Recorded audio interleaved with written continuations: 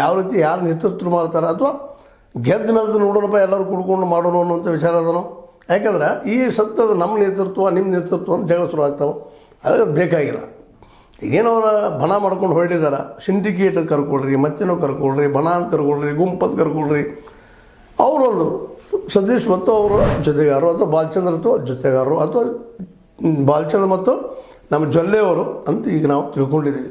ಹೀಗಾಗಿ ಯಾವುದಪ್ಪ ಇದು ಏನು ಅನ್ನುವಂಥ ಒಂದು ಚರ್ಚೆ ಜೊತೆಗೆ ಶತಾಯಗತ ಗೆಲ್ಲುವ ಹಠ ಎಲ್ಲರಿಗೂ ಅದ. 18 ಕ್ಷೇತ್ರಗಳು 18 MLಗಳಿಗೆ ಹೇಳಿದಂಗೆ ನಿಮ್ಗೆ.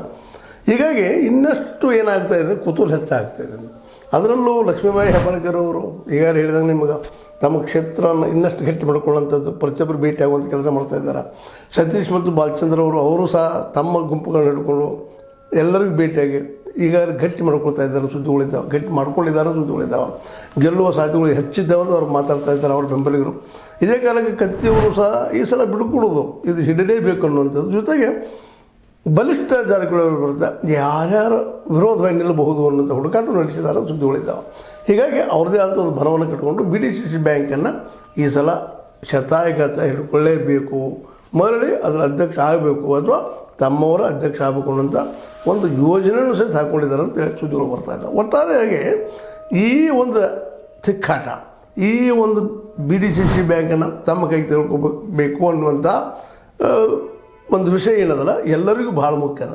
ಜಾರಕಿಹೊಳಿ ಅವರಿಗಂತೂ ಭಾಳ ಪ್ರಮುಖ ಆಗಿದೆ. ಯಾಕಂದ್ರೆ ರಾಜ್ಯ ಮಟ್ಟದಲ್ಲ, ಯಾಕಂದ್ರೆ 18 ಕ್ಷೇತ್ರ ಸಣ್ಣವಲ್ಲ, ಬೆಳಗಾವಿ ಸಣ್ಣದಲ್ಲ.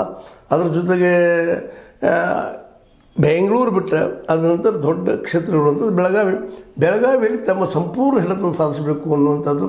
ಅದೇ ಕಾಲಕ್ಕೆ ಇವ್ರನ್ನ ಸಂಪೂರ್ಣ ಹಿಡಿತ ಸಾಧಿಸಿ ಬಿಟ್ಟರೆ ಇನ್ನು ಮುಂದಿನ ದಿನಗಳಲ್ಲಿ ಇವರು ಮುಖ್ಯಮಂತ್ರಿ ಆಗಿ ತಮ್ಮ ಒಂದು ಶಕ್ತಿಯನ್ನು ಇನ್ನೂ ಅಭಿವೃದ್ಧಿಪಡೋ ಜೊತೆಗೆ ನಮ್ಮವ್ರ ಶಕ್ತಿ ಕುಗ್ಗಿಸ್ಬೋದು ಅನ್ನೋಂಥದ್ದು ಚಿಂತೆ ಶುರುವಾಗಿದೆ.